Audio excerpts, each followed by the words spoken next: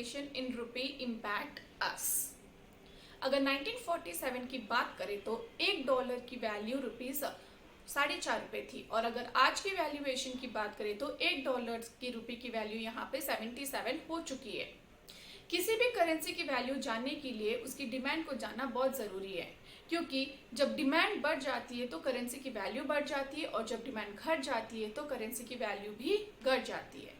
अगर इंडिया में international investors आते हैं, जैसे कि FDI और FFI फॉरेन डायरेक्ट इन्वेस्टमेंट्स, तब क्या होता है, तो इंडिया में डॉलर्स आ रहे हैं, यहाँ पे फॉरेन इन्वेस्टमेंट यहाँ पे आ रहा है, मतलब यहाँ पे जो करेंसी की वैल्यू है वो बढ़ जाएगी, जो डिमांड भी था यहाँ पे बढ़ जाता है। चलो हम इंपोर्ट्स और एक्सपोर्ट्स की अगर बात करें तो जब हमारे इंपोर्ट्स बढ़ जाते हैं, मतलब हम यहाँ पे ज़्यादा पे कर रहे हैं, तो जब हम ज़्यादा पे कर रहे हैं मतलब जो हमारे जो जितने भी हम, क्योंकि जब इंटरनेशनल में हम पेमेंट करते हैं तो वो हमेशा हम डॉलर्स में पेमेंट करते हैं, तो यहाँ पे हमको ज़्यादा पे करना रहेगा, और अगर हम ज़्यादा पे करेंगे तो जो करेंसी की वैल्यू रहेगी वो घट जाएगी, जो हमारी डिमांड रहेगी वो घट जाएगी। और जब एक्सपोर्ट्स होते हैं तो क्या होता है कि वो हमें पे कर रहे हैं, तो हमारी करेंसी की वैल्यू यहाँ पे ऑटोमेटिकली बढ़ जाती है। चलो अगर एग्जाम्पल लेते हैं तो एक क्रूड ऑयल का एग्जाम्पल ले लेते हैं। जैसे कि आप जानते हो India is one of the highest importer of the crude oil. अब जब क्रूड ऑयल इंपोर्ट बढ़ जाता है तो क्या होता है, हमारी जो करेंसी की वैल्यू है वो घट जाती है, और जब हमारे एक्सपोर्ट, जैसे कि आप जानते हो कि अगर एक्सपोर्ट्स बढ़ जाते हैं तो हमारी करेंसी की वैल्यू यहाँ पे ऑटोमेटिकली इंक्रीज हो जाती है।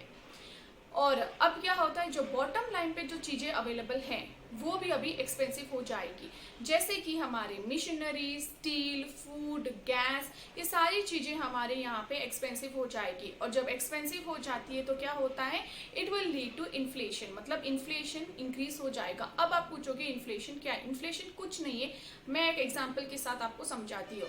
मानो कल आप मार्केट गए थे और आपने 1 kg बनाना लिया, और उस 1 kg बनाने के लिए आपने 30 रुपीज पे किए, और आज आप मार्केट जा रहे हो और उसी 1 kg बनाने के लिए आप 35 पे कर रहे हो। अब क्या होगा, ये इसको कहते हैं हम इन्फ्लेशन, मतलब जो करेंसी की वैल्यू है वो घट गई है, मतलब जो 30 रुपए कल आप 1 kg बनाना के लिए दे रहे हैं, आज उसके लिए आप 35 दे रहे हो, तो इसको कहते हैं हमारे इन्फ्लेशन।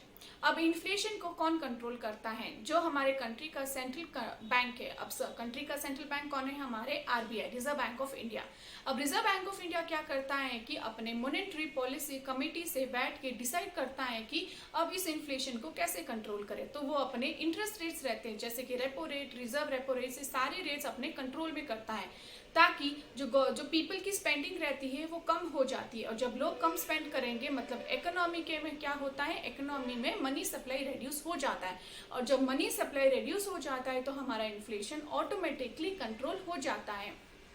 तो होपफुली आपको ये टॉपिक समझ आ गया, और अगर आपको अच्छा लगा वीडियो तो प्लीज़ लाइक करना, कमेंट करना और सब्सक्राइब करना प्लीज़ मत भूलना, और अगर आपको कोई भी डाउट हो तो प्लीज़ कमेंट सेक्शन में मेंशन कर देना। ओके।